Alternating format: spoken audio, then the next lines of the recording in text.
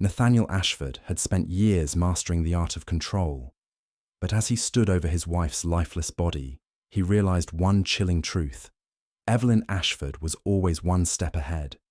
Dr. Nathaniel Kessler was a man of precision and discipline. As one of the most respected surgeons in the city, his reputation was flawless. He was admired by colleagues, trusted by patients, and envied by those who wished they had his level of success. His wife, Alina Kessler, complemented him perfectly. She was elegant, charming, and known for her philanthropic efforts, often attending high-profile charity events. Together, they were the ideal couple, wealthy, influential, and admired. Their home was a stunning estate in an upscale neighborhood filled with expensive art and lavish decor. It was a place that reflected their success, but for all its beauty, it lacked warmth. Nathaniel spent most of his time at the hospital, often working late into the night. His dedication to his profession left Alina alone for long hours, but she never complained. She played her role well, smiling at charity galas and hosting dinner parties, always presenting the image of a devoted wife. To outsiders, their marriage was unbreakable. People spoke of them as a power couple, envied for their seemingly perfect life. But beneath the surface, things were far from ideal. Nathaniel had started to notice subtle changes in Alina. She had become distant, distracted. When he spoke to her, she responded with polite indifference, as if her mind was elsewhere. At first, he dismissed it as stress or boredom, a temporary phase that would pass.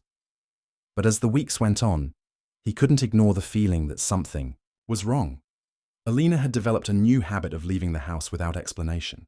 She claimed she was busy with charity work, spending more time at the hospital than usual. It wasn't unusual for her to be involved in fundraising efforts, but Nathaniel couldn't shake the feeling that there was more to it. She would dress more carefully than before, her perfume stronger, her makeup more pronounced. She carried herself differently, exuding a confidence that had nothing to do with her husband.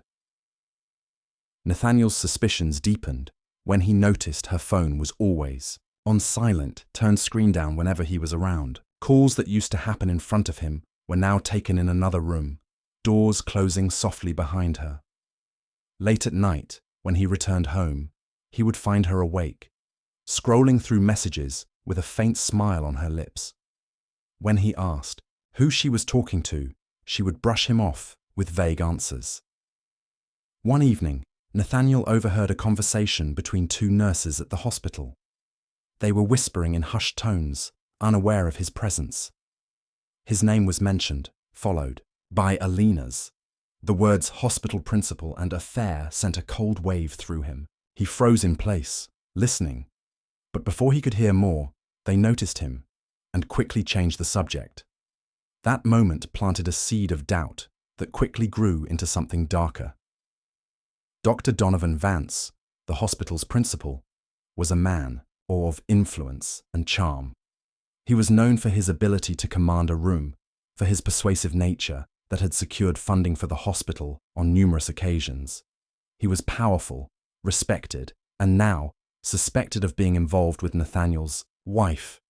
Nathaniel tried to convince himself it was nothing more than rumors, but he could no longer ignore the signs. He started paying closer attention, noticing the way Alina's expression changed when Donovan's name was mentioned. She was careful not to show it, but the slight flicker of emotion in her eyes did not go unnoticed. His once perfect life now felt like a carefully constructed illusion, and for the first time, he saw the cracks that had been there all along. Something inside him shifted. Doubt turned into certainty. Certainty turned into something far more dangerous. Nathaniel could no longer ignore the unease creeping into his mind. The thought of his wife betraying him consumed him, leaving him restless at night and distracted at work. He tried to push it aside, convincing himself he was imagining things, but the more he observed Alina, the clearer the truth became. Her late-night outings, her distant demeanor, the way she avoided his gaze, all of it pointed to something she wasn't telling him. He began to pay closer attention to the details he had once overlooked. The way she took longer than usual to get ready before leaving the house. The way she locked her phone, even in their own home. The scent of a cologne that wasn't his lingering faintly on her clothes. It wasn't just his imagination. Something was happening, and he needed to know what. Nathaniel decided to test her. One evening, he came home earlier than usual, surprising her in the living room. Alina's reaction was immediate. Her body tensed for the briefest moment before she quickly masked it with a smile. Her phone, which had been in her hands just seconds before, was now face down on the table. He took a step closer, pretending not to notice. "You're home early," she said casually, tucking her hair behind her ear. "I thought I'd surprise you," he responded, watching her carefully. Alina nodded, but her eyes flickered toward her phone, just for a second. A message alert flashed on the screen before it went dark again. He recognized the pattern of someone hiding something. She wasn't expecting him, and now she was uncomfortable. That night, Nathaniel made a decision. If his wife was keeping secrets, he would uncover them himself. He hired a private investigator, a discreet man who had helped some of Nathaniel's wealthier acquaintances in similar situations. Within days, the investigator provided him with evidence that shattered any lingering doubts. Photographs of Alina meeting Donovan Vance at a secluded restaurant, their hands brushing across the table, their bodies close, leaning in as they spoke. Hotel receipts from a high-end establishment downtown where they had checked in under different names. The times, the dates. It all fit. Nathaniel sat in his study, staring at the evidence in his hands. His heart pounded in his chest, not with sadness, but with something colder. He had devoted himself to Alina, provided her with a life most could only dream of. He had never strayed, never given her a reason to seek comfort elsewhere, and yet she had chosen to betray him in the most humiliating way possible. The worst part wasn't the affair itself. It was the deception, the months of lies, the way she had smiled at him while slipping away to be with another man. She had played her role so well that, for a time, he had believed it. But now, the mask had been ripped away, revealing the truth beneath. Nathaniel didn't confront her. Not yet. He needed time to think, to plan. He knew better than to act impulsively. Instead, he pretended nothing had changed. He continued with his usual routine, kissing her goodbye in the morning, asking about her day in the evening. He studied her carefully, watching as she weaved more lies, unaware that he already knew everything. Every time she left the house, he imagined where she was going, who she was meeting. He pictured Donovan's face, the smug satisfaction he must have felt every time he stole another moment with Nathaniel's wife. The thought sickened him, but he didn't let it show. He would not be the fool in this story. He would not be the man who was pitied, who let his wife make a mockery of their marriage. No, Nathaniel had something far different in mind. He would make them pay. Nathaniel had always prided himself on his ability to stay in control. In the operating room, precision and patience determined life or death. He approached his revenge the same way, calm, methodical, and without error. Anger clouded judgment, and he refused to let emotions dictate his actions. If he was going to do this, he needed a plan so perfect that no one would ever suspect him. Killing out of rage was reckless. It left behind evidence, loose ends, questions. But a natural death, one that aroused no suspicion, was the perfect crime. As a doctor, he knew how fragile the human body could be, how easily it could be manipulated, to fail. If he planned carefully, Alina's death would look like an unfortunate tragedy, nothing more. The answer lay in poison, a substance that mimicked a heart attack, one that would not raise suspicion in a routine autopsy. Nathaniel spent weeks researching, selecting a compound that would weaken her heart over time. Administered in small doses, it would gradually take effect, deteriorating her health, little by little until the inevitable happened. No one would question it. Not her friends, not their family, not even the doctors who examined her. With the plan in place, he focused on execution. He needed to re-establish trust, to make her believe that everything was as it had always been. If she sensed any change in him, she might become suspicious. And so, he played the part of the devoted husband. He surprised her with small gestures. Fresh flowers in the morning, a weekend getaway to their favorite retreat, intimate dinners at home. He held her closer at night, whispered words of love, acted as though she was the center of his world. Alina, perhaps feeling guilty or simply relieved that he had not discovered her affair, responded positively. She smiled more, let her guard down, and accepted his affection without question. It was almost laughable. She had no idea that each meal he prepared, each drink he poured, contained the slow, invisible agent of her demise. At first, the effects were minor: fatigue, dizziness, occasional nausea. She brushed it off as stress, blaming long days and restless nights. Nathaniel reassured her, told her to rest, to take care of herself. She trusted him, never suspecting that the hands that once healed were now orchestrating her death. Over the next few weeks, her condition worsened. She grew weaker, struggling to catch her breath after simple tasks. There were moments when she would grip her chest, wincing in discomfort. Nathaniel feigned concern, urging her to see a doctor. She insisted it was nothing, that she just needed rest. He let her believe that. Then came the night when everything fell into place. Alina collapsed in their home, gasping for air as pain tore through her chest. Nathaniel sprang into action, calling emergency services, performing CPR in front of their worried neighbors. His hands pressed firmly against her chest, but he already knew it was too late. The poison had done its job.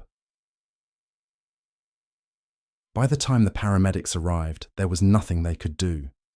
Alina was pronounced dead on the scene. Nathaniel played the role of the grieving husband flawlessly. His voice broke as he answered their questions. His body trembled as he held her lifeless hand. Tears streamed down his face, the perfect performance for an audience that never once doubted him. At the hospital, her death was ruled as sudden cardiac arrest. No one questioned the findings. A tragedy, they called it, a devastating loss. Friends and colleagues offered condolences, speaking of how deeply Nathaniel must be suffering. He accepted their pity with a bowed head, hiding the satisfaction that burned beneath the surface. He had done it. He had committed the perfect murder. But perfection was an illusion. Mistakes, no matter how small, always had a way of revealing themselves, and his mistake was coming. Nathaniel had convinced himself that his plan was flawless. He had accounted for every detail, ensured that no one would suspect foul play. In the days following Alina's death, he played his role perfectly. He accepted condolences with a solemn nod, kept his answers brief but sincere, and avoided any unnecessary attention.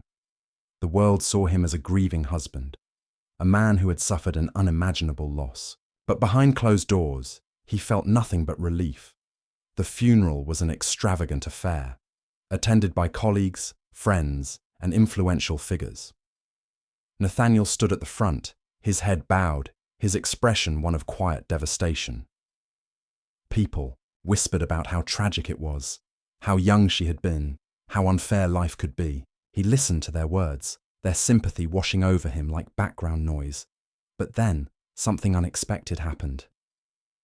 Donovan Vance arrived. Nathaniel hadn't been sure if the man would show his face.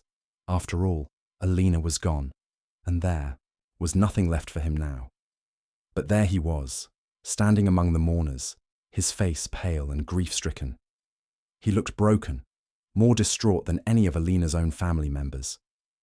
His hands trembled as he placed a single white rose on her casket, his lips moving as if whispering a final goodbye. People noticed. Whispers spread through the crowd like wildfire. Why was the hospital principal so visibly shaken? Why did he look as though he had lost the love of his life? The funeral was supposed to be about Nathaniel and his grief, but suddenly, the attention shifted to Donovan. Nathaniel clenched his fists, keeping his expression neutral. He had accounted for everything, except this. Donovan's behavior was reckless, drawing unwanted attention to himself and, by extension, to Alina's death. It wouldn't take long before people started asking questions. He was right. 2 days later, an anonymous tip was sent to the authorities, urging them to look deeper into Alina's sudden death. The cause had been ruled as cardiac arrest, but the circumstances surrounding it had now become a topic of suspicion. With renewed interest, investigators began to review her medical records, searching for anything that might have been overlooked. Nathaniel remained calm. He had covered his tracks too well. There was no reason to panic. But then came another problem. An independent forensic investigator, curious about the case, suggested an exhumation. The police, hesitant at first, eventually agreed. It was standard procedure when new concerns were raised, and with the whispers of an affair circulating, they wanted to ensure there was no wrongdoing. Nathaniel watched as his carefully constructed plan began to unravel. When Alina's body was examined, traces of a rare toxin were found in her system, one that was not naturally occurring and certainly not something she would have come into contact with on her own. The moment the results came back, Nathaniel knew he was in trouble. Detectives arrived at his home with more questions. His initial statements were scrutinized, compared to new findings. The small inconsistencies he had overlooked became glaring weaknesses in his story. He remained composed, denying any wrongdoing, but he could see it in their eyes. They were beginning to suspect him. Then, another shocking twist sent the case into chaos. Donovan Vance was found dead in his office. At first, it was believed to be a suicide. A note was discovered on his desk, a brief and cryptic apology, as if he had been overwhelmed with guilt. But as investigators dug deeper, they found evidence that suggested otherwise. There were signs of struggle, bruising on his wrists, a wound that didn't match the alleged cause of death. The more they examined the scene, the clearer it became. Donovan hadn't taken his own life. Someone had silenced him. Nathaniel had planned the perfect murder, but now someone else had entered the game, and they were just as dangerous as he was. Nathaniel sat in his dimly lit study, his hands folded tightly together as he stared at the news report on the television. Donovan Vance was dead. The official cause of death had yet to be determined, but investigators were already questioning whether it was truly a suicide. The pieces were falling into place, but not in the way he had intended. Someone had killed Donovan. It wasn't Nathaniel. He had no reason to silence the man. Not now. Alina was gone, and Donovan posed no real threat to him anymore. The only thing Donovan could have done was grieve in silence. But someone had decided otherwise, and that meant one thing. There was another player in this game. The police were relentless now. With Donovan's suspicious death coming so soon after Alina's, the case had escalated from a routine investigation into something much larger. Nathaniel had been brought in for questioning again, this time facing pointed accusations rather than casual inquiries. The toxicology report had given them reason to dig deeper, and with Donovan's unexpected demise, the pressure was mounting. Nathaniel remained calm, choosing his words carefully. He denied any involvement, expressing shock and grief over both deaths. He played the role of the devastated widower, the wrongfully accused doctor whose life had been shattered by tragedy. But deep inside, he knew time was running out. Then, a new revelation emerged. The police had discovered security footage from the night Donovan died. It showed a figure entering his office after hours, someone who had access to restricted areas of the hospital. The footage was grainy, the face obscured, but the build, the walk, it was unmistakable. It was Alina's sister, Evelyn Ashford. Nathaniel's breath caught in his throat as he processed the information. Evelyn. He had underestimated her completely. Unlike Alina, who had been drawn to luxury and appearances, Evelyn had always been sharp, observant. She had never liked Nathaniel, never trusted him. But he had never seen her as a threat, until now. The pieces of the puzzle clicked together in his mind. Evelyn must have suspected something about Alina's death. Maybe she had noticed the same changes in her sister that he had before she died. Maybe she had done her own digging, uncovering the affair, the truth about Nathaniel's involvement. And when Donovan continued living as if nothing had happened, she must have realized he had been complicit. Evelyn had taken justice into her own hands. Nathaniel was both impressed and unsettled.